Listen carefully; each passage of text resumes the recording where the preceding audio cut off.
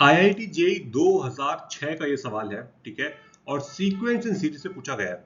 तो इसमें दिया क्या है, अपने को एक सीक्वेंस गिवन है, ठीक है, और एक दूसरी सीक्वेंस गिवन है bn, जो कि आपकी 1 माइनस एन मतलब an की मदद से डिफाइन की गई है।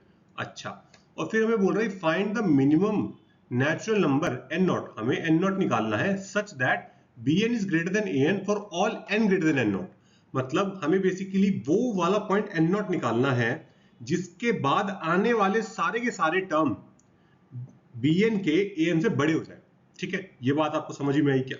अच्छा, अब सीक्वेंस को देखो, ये जो सम दिया है, ये सम दिया है, इसको अगर आप ध्यान से देखें तो क्या आपको इसको देख के जीपी की फीलिंग आ रही है क्या? ज्योमेट्रिक प्रोग्रेशन, जिसके अंदर आपका आर क्या है, -3/4। देखो हर टर्म, हर सक्सेसिव टर्म के अंदर -3/4 का मल्टीप्लाई लगता चला जा रहा है, करेक्ट है। और सम क्या होता है भाई, सम क्या होता है एक जीपी का? फर्स्ट टर्म 1 माइनस आर की power n upon 1 minus r, यही होता है ना एक जीपी का सम, करेक्ट। अच्छा, तो r की वैल्यू भरे और a की वैल्यू भर देते हैं भाई फटाफट। तो a की वैल्यू 3/4 हो जाएगी, है ना, और 1 माइनस यहाँ कितना आएगा, -3/4 की पावर n, और नीचे आ जाएगा 1 प्लस 3/4, सही है। तो ये कितना हो जाएगा 3/4, 1 माइनस माइनस बाहर निकाल लेते हैं ब्रैकेट से, ठीक है, अच्छा रहेगा, -1 की पावर n, 3/4 की पावर n अपॉन यहाँ कितना आ जाएगा 7/4। तो ये 4 तो कट जाएगा, है ना। तो अपने पास फाइनली an की वैल्यू क्या निकल के आ रही है, 3/7, ठीक है। 1 माइनस -1 की पावर n, 3/4 की पावर n, ये निकल के आ गया, करेक्ट। इसको संभाल के रखो और अगली नजर डालो इसके ऊपर bn, और फिर नजर डालो इस पे, ये हमें चाहिए n नॉट, जिसके बाद bn के सारे टर्म an से बड़े हो जाए। तो हमारे को bn ग्रेटर देन an चाहिए, और bn क्या है, bn 1 माइनस an है ना। तो क्या मैं यहां से ऐसा बोल दूं, अगर मैं इस an को इधर लेके जाऊं, तो क्या मैं ऐसा बोल सकता हूं कि twice of an will be less than 1? तो इसका क्या मतलब है, an आपका 1/2 से क्या हो जाएगा, छोटा हो जाएगा भाई, है ना। an 1/2 से छोटा हो जाएगा, मतलब ये जो क्वांटिटी निकल के आई है हमें 1/2 से छोटी बनानी है, ठीक है। आ जाओ, अब इस पे दिमाग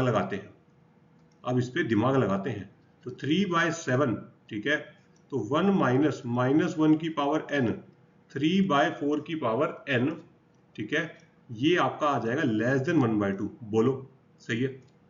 अच्छा, तो क्रॉस मल्टीप्लाई करते हैं, तो ये कितना आएगा, 1 माइनस -1 की पावर n, 3/4 की पावर n लेस देन 7/6 आ रहा है ना।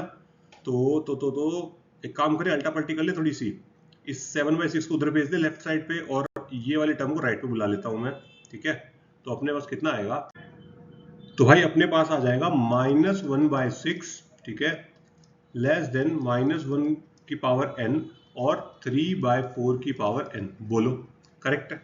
अच्छा, अब देखो ये जो n है, ये n आपका ऑड भी हो सकता है ना, ये n आपका ऑड भी हो सकता है, करेक्ट, और n आपका इवन भी हो सकता है, सही बात है।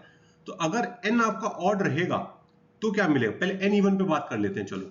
अगर n आपका इवन रहेगा तो उस केस में -1 लेस देन क्या आ जाएगा, 3/4 की पावर n, क्योंकि पावर इवन होते ही ये -1 तो 1 बन जाएगा, है ना, सही बात है।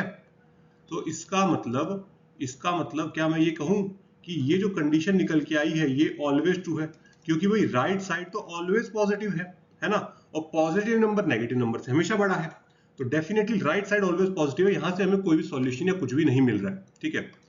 ओके, ऑड पे दिमाग लगाते हैं। ऑड जब होगा तो यहाँ पे क्या होगा भाई, ऑड जब होगा तो ये -3/4 की पावर n ऐसा आएगा, ग्रेटर देन -1/6, और अगर मैं माइनस मल्टीप्लाई कर दूं दोनों तरफ तो इनइक्वालिटी रिवर्स हो जाएगी, है ना। और एक काम करते हैं, 6 को भी 2 और 3 तोड़ लेता हूं मैं, तो 3 वाला टर्म एक इधर भेज देता हूं और 4 वाला इधर भेज देता हूं, 2 की पावर 2n करके भेज देता हूं, और नीचे 2 बचेगा ना, उसको -1 करके लिख देता हूं, सही है। यहां तक बिल्कुल परफेक्ट आ गए हैं। अब एक काम करो, n की वैल्यू डाल के देखते हैं, ठीक है, n की अलग अलग वैल्यूज को पुट करके देखेंगे अब, ठीक है। तो n की वैल्यू मान लो मैंने ले ली, क्या ले लूं भाई, नेचुरल नंबर चाहिए अपने को, तो n की वैल्यू मैंने मान लो 1 ले ली, तो कितना आएगा भाई, 3 स्क्वायर लेस देन 2 की पावर 2 माइनस 1 यानी कि 1, जो कि कितना हो जाएगा 9 लेस देन 2। ना भाई फॉल्स स्टेटमेंट है, बिल्कुल फॉल्स है। n की वैल्यू एक काम करते हैं, अब 3 लेके देखो, 3 लूंगा तो 3 की पावर 3 प्लस 1 यानी कि 4, और ये क्या आ जाएगा 3 2 6 मतलब 5, और 3 की पावर 4 कितना होता है 81, और 2 की पावर 5 कितना हो जाएगा आपका 32, है ना। तो ये भी फॉल्स स्टेटमेंट है। अच्छा n की वैल्यू 5 लेके देखे 5, तो ये 3 की पावर कितना आ जाएगा 6, और ये 2 की पावर कितना हो जाएगा 10 और 9। ओ माय गॉड, तो 2 की पावर 9 तो कितना होता है 5 to 6, ये यानी 5 ऐसा होता है ना कुछ, है ना। तो ये 729 आएगा, और ये 500 कुछ आता है ना, हाँ ठीक है। 2 की पावर 10 आपका 1028 आता है, और ये 500 कुछ आता है, मतलब डेफिनेटली छोटा है, ठीक है। ओके, और n की वैल्यू अगर 7 लेके देखें, अब n की वैल्यू 7 लेके देखते हैं भाई, सब कुछ ले लिया, n की वैल्यू 7 भी ले लिया। अब तो ये 3 की पावर कितना बन जाएगा 8, और 2 की पावर 14 माइनस 1 मतलब 13, तो 3 की पावर 8 कितना आएगा 6561, और यहाँ कितना आएगा 3192 8192। क्या ये सेटिस्फाई हो गई कंडीशन? जी हाँ सर, बिल्कुल हो गई। मतलब n की वैल्यू क्या आ गई 7 आ गई, मतलब फॉर n इक्वल टू 7 आपके an ग्रेटर देन bn हो जाएगा। बट अभी आंसर नहीं आया। हमें क्या बोला है, हमें n नॉट की वैल्यू चाहिए, ठीक है। हमें n की वैल्यू नहीं, n नॉट की वैल्यू चाहिए, मतलब n इक्वल टू 7 होने से आपका n इक्वल टू 7 होने पे आपका bn ग्रेटर देन an हो गया, ठीक है, ठीक है। अगर यहां पे इक्वालिटी होती तो डेफिनेटली मेरा आंसर 7 होता, समझे बात। बट यहां पे इक्वालिटी नहीं है। हमें क्या बोला गया है कि भाई n की वैल्यू 7 आई है, यहां से b7 ग्रेटर देन a7 हो गया, बट हमें वो वाला चाहिए जिसके बाद हुआ, हमें वो वाली वैल्यू, वो वाला n नॉट चाहिए जिसके बाद बड़ा हुआ। तो टेक्निकली देखा जाए तो जो n की वैल्यू 6 हुई, 6 पे भले बड़ा नहीं हुआ, लेकिन 6 के बाद वाली वैल्यू पे बड़ा हो गया। समझ में आई बात आपको ये?